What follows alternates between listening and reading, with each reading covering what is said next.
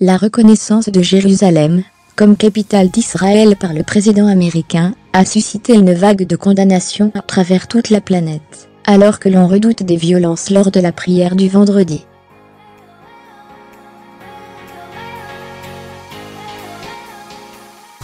Donald Trump a fait une nouvelle fois une quasi-unanimité contre lui en annonçant, mercredi soir, sa décision de reconnaître Jérusalem comme capitale de l'État d'Israël.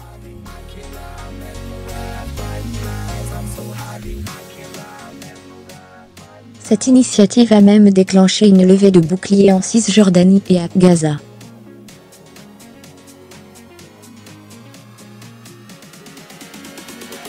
Des heurts entre l'armée israélienne et des manifestants palestiniens ont éclaté, le Hamas appelant à une nouvelle intifada.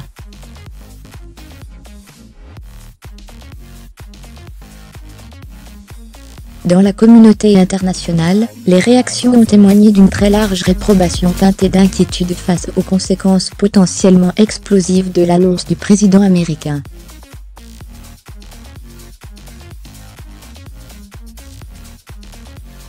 Fermez les guillemets. Pour la chef de la diplomatie européenne, Federica Mogherini, le risque est un retour à des temps encore plus sombres que ceux que nous vivons aujourd'hui.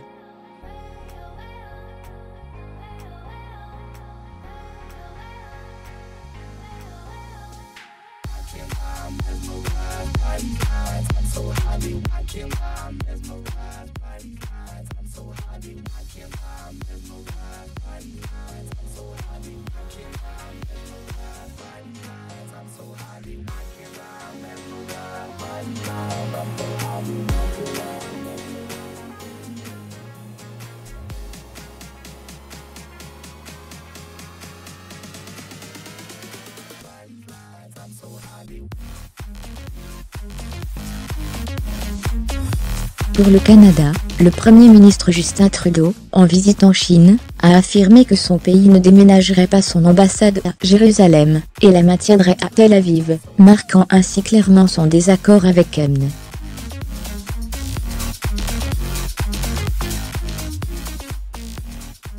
L'ONU a rappelé son hostilité à toute mesure unilatérale.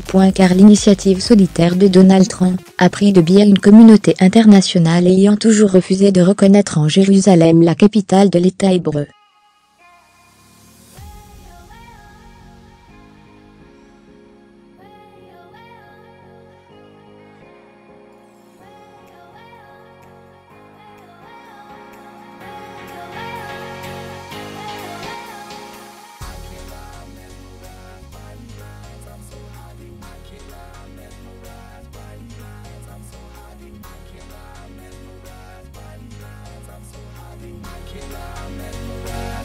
Traduisant l'embarras des alliés arabes de Washington, l'Arabie saoudite a exprimé ses profonds regrets, via un communiqué officiel, rappelant que Riyad a déjà mis en garde contre les graves conséquences que peut avoir cette décision injustifiée et irresponsable.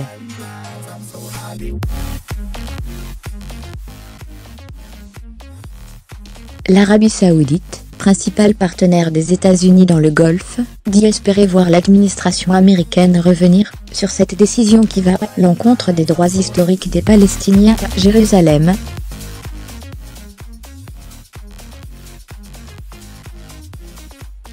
Fermez les parenthèses et va compliquer le conflit entre Israël et les Palestiniens. Fermez les guillemets. Lire aussi Jérusalem. Comment, en une déclaration, Trump a uni les musulmans divisés selon le président turc, Recep Tayyip Erdogan, dont le pays est membre de l'OTAN. La décision américaine inscrit la région dans un cercle de feu.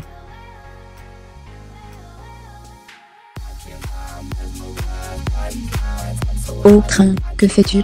Quelle est cette approche? Les responsables politiques doivent œuvrer pour la réconciliation, et non pas pour le chaos, a dit le chef d'État turc avec force et fait oratoire.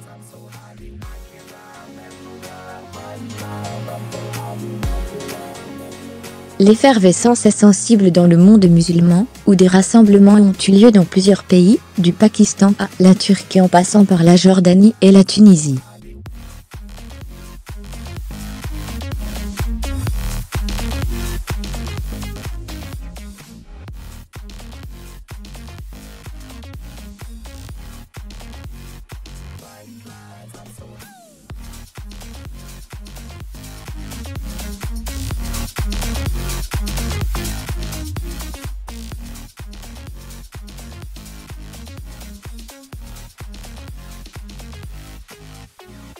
Au premier rang des détracteurs des États-Unis et d'Israël au Moyen-Orient, l'Iran a prédit une nouvelle intifada.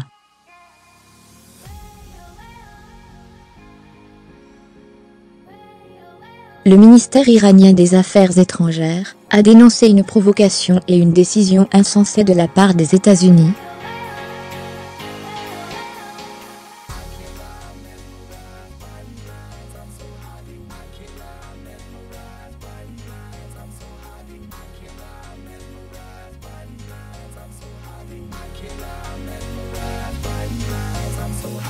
Les répercussions de l'annonce américaine ont été sensibles, jusqu'en Chine, où la préoccupation était palpable jeudi, conduisant le gouvernement à rappeler ces tables de la loi diplomatique.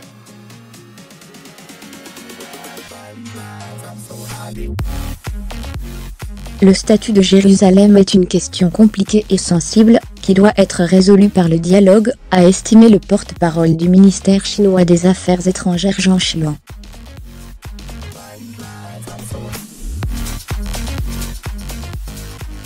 Ce dernier a rappelé que Pékin soutient fermement le processus de paix au Proche-Orient, ainsi que les résolutions des Nations Unies s'y rapportant, y compris le statut de Jérusalem, et un État indépendant de Palestine.